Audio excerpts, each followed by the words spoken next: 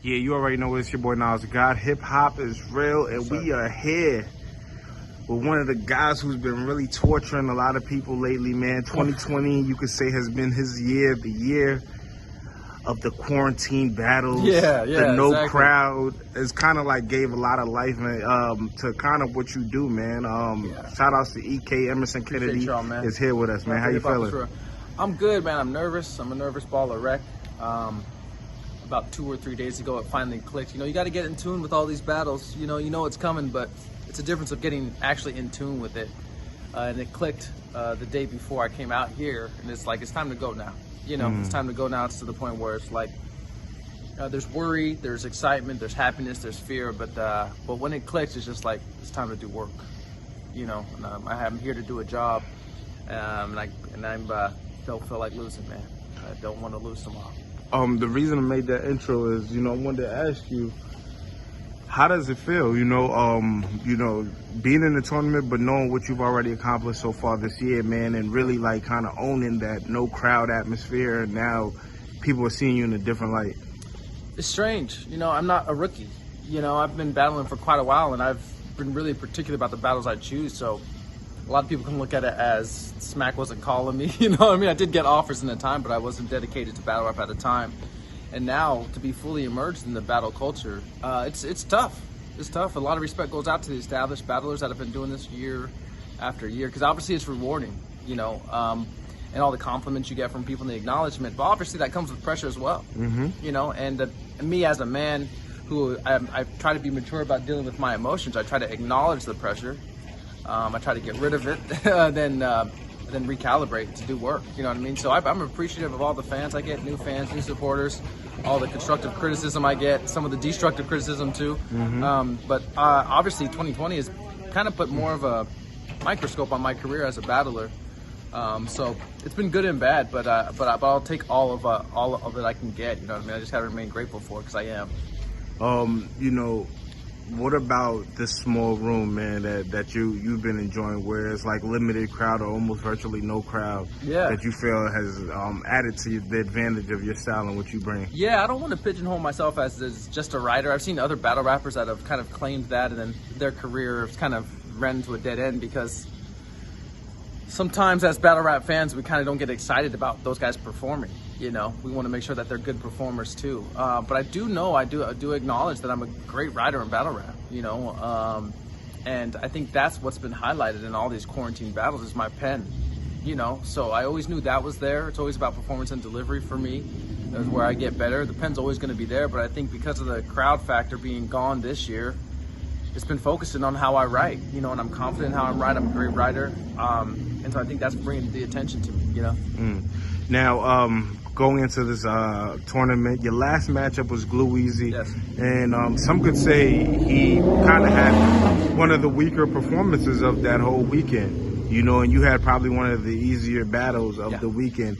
How do you feel like now going up against an MC who's a lot more hungry, and we don't know him for choking or like coming through not 100%? What's the mindset from your first battle?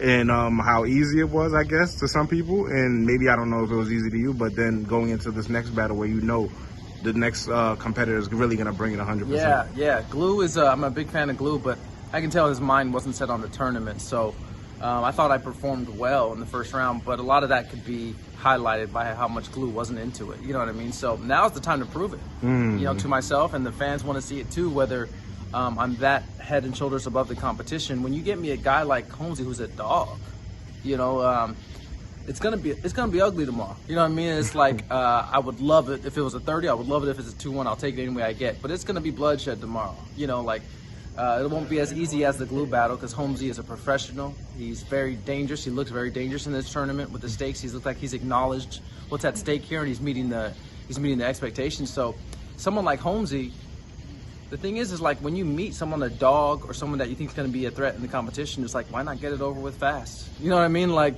if they're that good, I'm going to have to meet them some point if I feel like I'm going to win. So that's why I'm welcome to the challenge.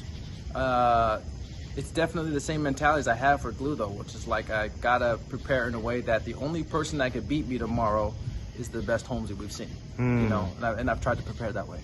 I mean, this is definitely going to be an interesting battle, high volume, you know, as far as competition. How prepared are you? You know, I know you only had 2 weeks to get ready. Yeah. A little bit different from the first round, and you know, a little different from the normal ways of preparing for your battles. Yeah. What did that 2 week have any effect on your ability to ride or get prepared and things like that? Definitely, yeah. It's I gotta always take a toll of my mental inventory a little bit. Whereas, like, I know I only have 2 weeks, and sometimes I can put more pressure on me and thinking that I'm gonna forget lines more than I should just because there's an actual time frame, you know. So the worry about choking or forgetting lines is exacerbated, obviously, because of the 2 week period, but it's locked. You know, I can't worry about it because everyone's saying that it's 2 weeks. You know what I mean? It's locked, it's in there, just my job to perform it. But in terms of preparation, it's stressful, man. That 2 weeks flew by. You know what I mean? It's like everything's perspective. You know what I mean? I've given a job 2 weeks notice before, and it felt like it took a fucking month to quit. This 2 weeks, it felt like it was a couple days, and I'm back in Virginia. You know what I mean? Can I say the location? Yeah. Oh, I don't know if we were hiding the location, but yeah, this flew by, and it's a tougher opponent, you know. But the one solace you have is there's two: confidence in yourself, and my opponent has the same thing. You know what I mean? It's like we all have the same 24 hours, you know. So there's no excuses. And just looking at the judges and everything like that, how prepared are you for whatever they're going to deliberate, and how have you been enjoying them breaking down the battles and everything? Yeah, shout out to Iron Solomon. I think from what people told me, because I wasn't able to watch the judging on my battle, they said Iron Solomon really raised the bar and like took a lot of notes on the punchlines, and that kind of forces the pressure on the other judges, especially when he's going first and dictating all of the good punches. It raises the pressure on the other judges to pay attention. I think I'm really grateful for Iron Solomon. I like having a battler. Same with 40 bars. I like people that have battled before and know the nuances of battling. And I have faith in them. This third round that I have for Holmzie is different. It's a departure from my normal style. Took a little bit of a risk, and I really believed. I just had to believe in the way that I was going. The judges were going to acknowledge it. But I'm just trying to win a fucking battle. You know what I mean? Like, the worst case scenario, if I go crazy and do what I do and the judges don't fuck with it, then that's a decision I made. But I got to live and die with the pen. You know what I mean? That's what I know what I'm great at, and I'm doing that, you know. I gotta ask you too, man. What's up with that hat, man? It's wartime, man. Well, you know what kind of hat is it? You know, break it down, man. What's the science behind that? Yeah, it's wartime, man. Anything like in this whole tournament, the thing that has been the biggest challenge is not preparing. It's not your opponent. It's mentally staying there. It's mentally staying in a war mode. Because after the first week, I approached the Glueazy battle like it was the biggest battle of my life. So naturally, when you're done and you get the reward, you want to relax for a little bit. This tournament doesn't allow that. You have to be right back at it.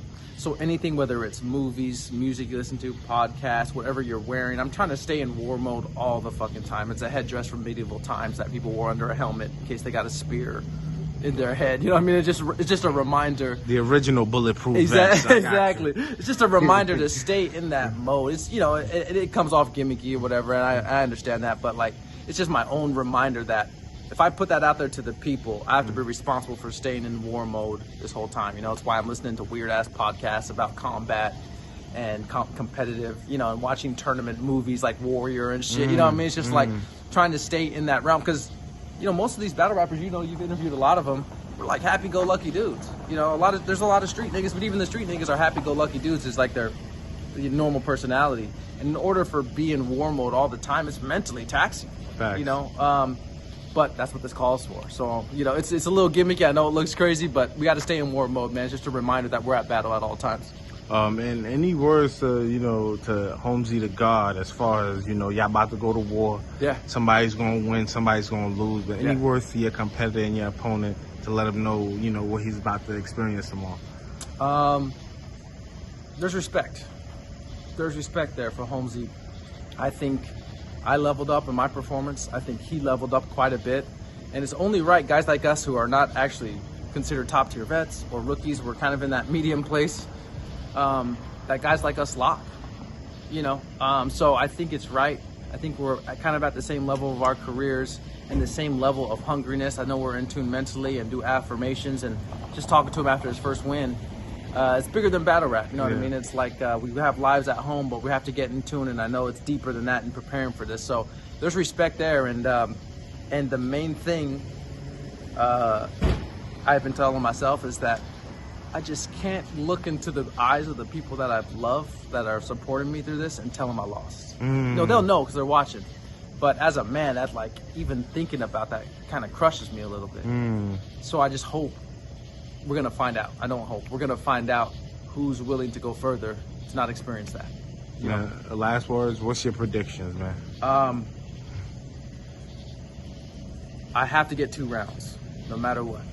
You know, I have to get 2 rounds. This is the strategy game. You know, I'm not the guy that's going to jump on the window and say I'm getting all 3 rounds. But I think we're going to lead off the night. So I think he's going to go first. Oh, yeah, y'all going first. Y'all opted to go first. Yes, which I love. Get it out of the way. Setting the whole tone. Again, you get to go first again. Yeah, exactly. Get the it out tone the way. setter. Okay. Yeah, and the judges will say Emerson Kennedy 2-1. And we go on to the final 4. And you know, going first, you get the most undivided attention from the whole battle, you know, as far as the judges. Because I know being a judge, that first battle is always that. Exactly. Your brain is the most fresh. Yeah. So, good luck. And you got a chance to set the energy, set the tone for the day, which I hope I did last time. Any way I can get those 2 rounds, I'm going to claw and scratch and do whatever I can to get that, man. So we can come back here again in 2 weeks. Man, I'm looking forward to this battle, man. It's about to go down 4 p.m., 1 p.m. Pacific. Yes, sir. On Caffeine. On Caffeine. Emerson Kennedy, where can the fans follow you just so they can stay tuned in, man? Yes, sir. Emerson Kennedy on Twitter and Instagram, which is EMRSN Kennedy. That's where I'm following. We'll be launching the YouTube page with a lot of content there. I currently am busy trying to win $25,000, so please wait till after that. But yeah, follow me Instagram, Twitter as well. Appreciate y'all, man. Appreciate knowledge. Appreciate hip hop is real. Fuck with y'all, man. Let's get it. Yeah.